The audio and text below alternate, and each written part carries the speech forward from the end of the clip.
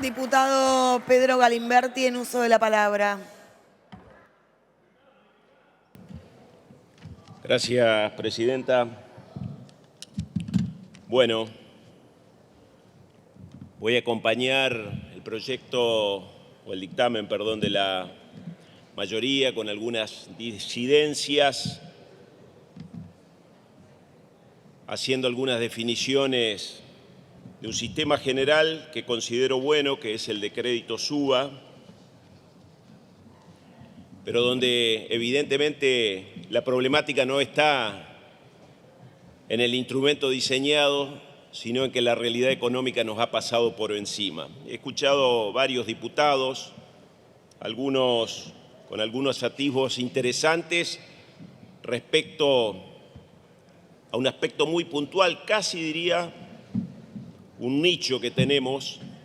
en un país donde se requieren más de 3 millones de viviendas para satisfacer la demanda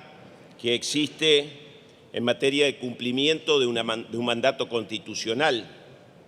Hoy lo decía más temprano algún diputado, el 14 bis de la Constitución nos obliga a la protección integral de la familia, al cuidado de la casa, de la vivienda como bien de familia y a generar las condiciones del acceso a la vivienda digna. Y en la Argentina el crédito hipotecario, que por cierto es en extremo limitado, en un país donde tenemos el 50% de informalidad, todos sabemos que de arranque la mitad de los argentinos no puede acceder a ninguno de estos préstamos, nos marcaba por allí un camino donde si uno mira los últimos 30 años encontrará que en la época de la convertibilidad los créditos hipotecarios funcionaban sobre la base de esa ficción que constituía el 1 a 1,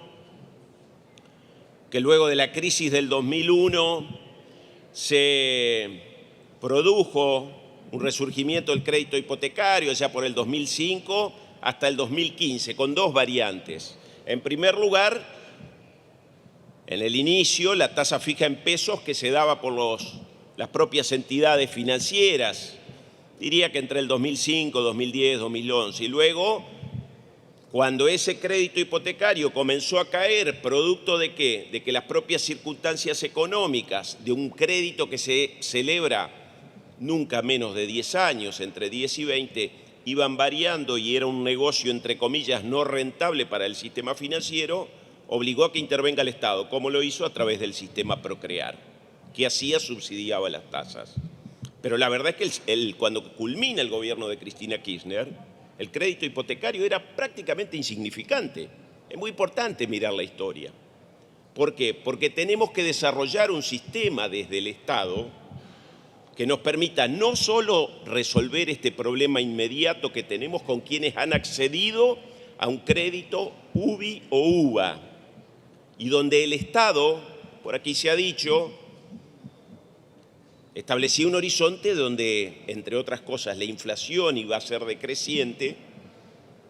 con una política económica adecuada y que evidentemente no aconteció. Acá yo he visto algunos que hacían análisis absolutamente parciales de algunos años específicos. Quiero avisarle a algún diputado del oficialismo que se olvidó decir que hoy la tasa nominal anual que fija el Banco Central de la República Argentina para los plazos fijos están 97, que cuando haces el acumulado está por encima del 150%. Imagínese, es imposible pensar en algún sistema de crédito hipotecario si es que no hay algún elemento que mantenga incólume esa posibilidad contractual a 10, 12, 15, 20 años. Y obviamente nosotros somos parte de la política, integramos uno de los poderes del Estado, que es el poder legislativo, y tenemos un problema y vamos a dar una solución en el marco de lo que nos faculta la política, sabiendo sobre la base de 2 o 3 cosas. Primero, que estamos dictando o sancionando o dando media sanción a un proyecto de ley que se aplica para créditos ya otorgados, pero también a los futuros,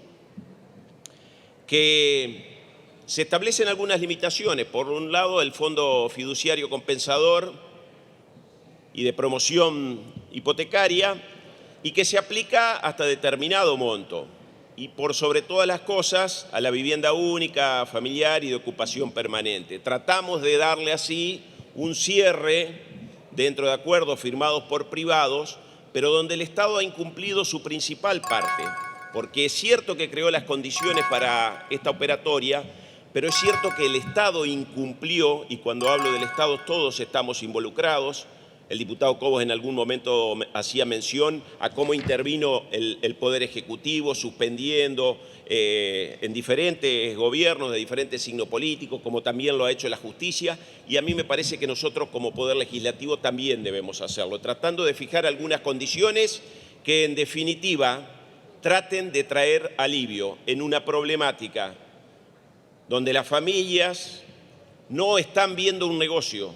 sino que están viendo que el flujo mensual de ingresos se le ha achicado porque ha perdido poder adquisitivo su salario. Y por otro lado, porque además tenemos un compromiso con esa manda constitucional del artículo 14 bis de nuestra Constitución, que nos establece claramente